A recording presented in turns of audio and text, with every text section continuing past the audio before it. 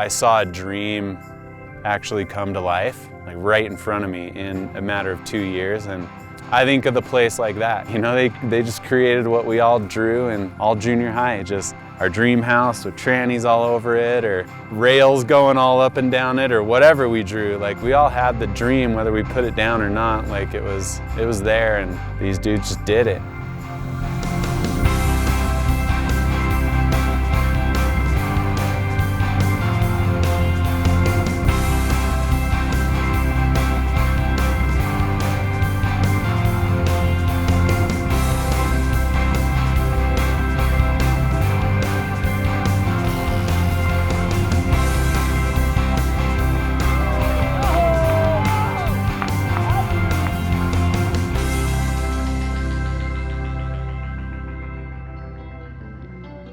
The seasons are starting to change up here at the cabin, and as soon as we start to see the temperature drop, we start thinking about snowboarding. So last winter, Alex built a rope tow out of a sit-down lawnmower, and that thing was unbelievable. Basically, my dad owns a lawnmower shop, so I got the idea of getting this lawnmower and attempting to build one. I kind of just winged it. I mean, there was a lot of thought, but I kind of just went off of what I thought would work, and it worked. Double A. Don't doubt him, because he'll prove you wrong. It's not only is it a snowboard rail, but I can come up here and do CrossFit. Get my abs going. We had really low expectations for the lawnmower rope tow to actually pull us up the hill, but it ended up working out great. Some of my favorite days last winter were taking laps up here with my friends.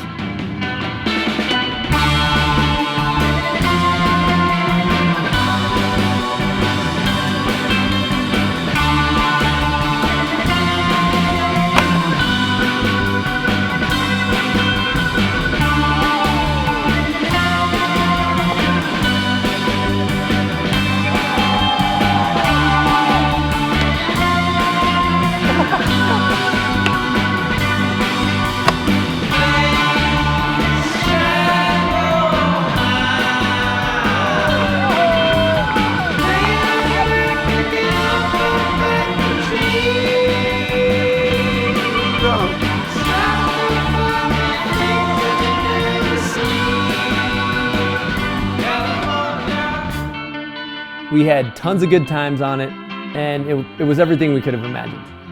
But going into this winter, we wanted to build something a little bit more special that could tow more people up the hill for a bigger, longer snowboard run. What we came to the conclusion that the best solution is to build a rope tow out of a pickup truck.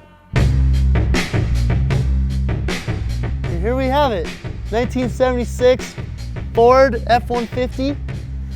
Thing runs like a dream, purrs like a cat, and we're gonna attempt to build a rope tow out of it.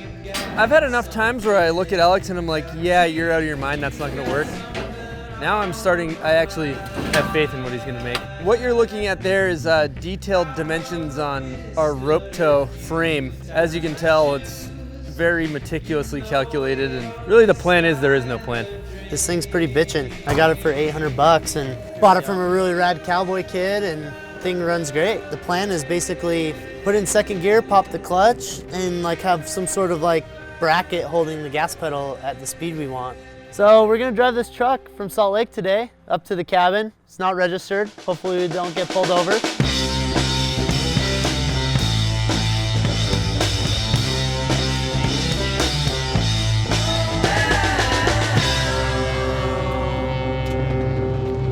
Getting the truck up the hill and in position for the rope tow seemed simple enough, but I think we underestimated it. This time of year, things start to get a little muddy up here, and that made for some less than ideal conditions getting a two-wheel drive truck up a really steep hill.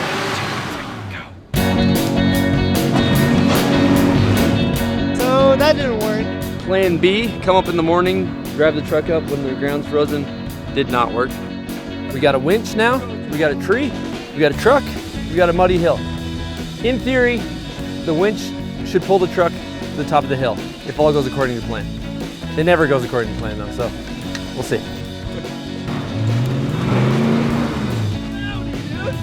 That was a good one! So we just give it like its sixth try. It's the middle of the day, muddy. I was in second gear pinned and I made it pretty far. We got it straight and cliff on one side, and now we're getting this winch dialed in. She's working, inch by inch. We're up there, baby.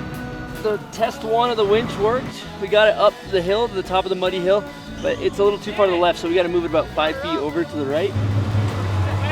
This is actually pretty fun. That was, I think, plan D. So, moral of the story is don't take no for an answer. Now that we've got the truck up the hill, we need to build a stand that will elevate the wheels in the air so we can get this rope tow running.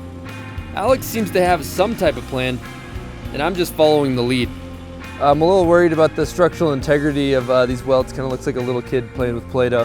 When something doesn't look that good, you're kind of gonna get lit up by the boys for the rest of your life, no matter what you're doing. So, double A, you know, he's getting a little CrossFit going. We're mud dogs, okay? We live for the mud. Like, this is us in our natural habitat here, in the mud. We came from the mud and we stay in the mud. You know what I mean? I mean, there's all different types of jacking you can do. You can do on-road jacking, off-road jacking. You know, I personally love jacking in the mud like we're doing right now. My favorite places to jack. You know, I've been trying to get this nickname Mud Dog to stick. Nobody's calling me Mud Dog, only my girlfriend and Trevor.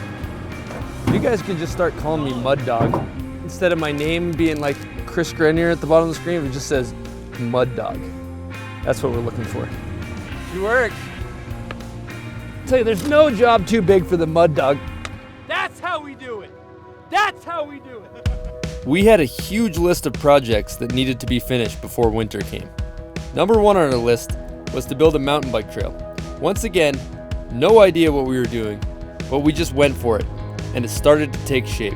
While Alex was pushing dirt and building trails, I spent my time prepping and welding all the features and rails for the snowboard park. We decided to give the cabin a little cosmetic love, a few repairs here and there, and a fresh new paint job. We definitely snuck in a few last-minute skate sessions before we sealed up the park for winter. We stocked up on firewood and figured out what our bathroom situation was going to be once the ground froze. We looked into it and decided a compost toilet outhouse was the best move. After about a week or so of Alex working on the mountain bike trail, we quickly realized we were going to need a couple extra hands to get this thing done. We made a few phone calls, and we had a crew up there in no time. We are really lucky to have a lot of good friends who are willing to come up and get their hands dirty.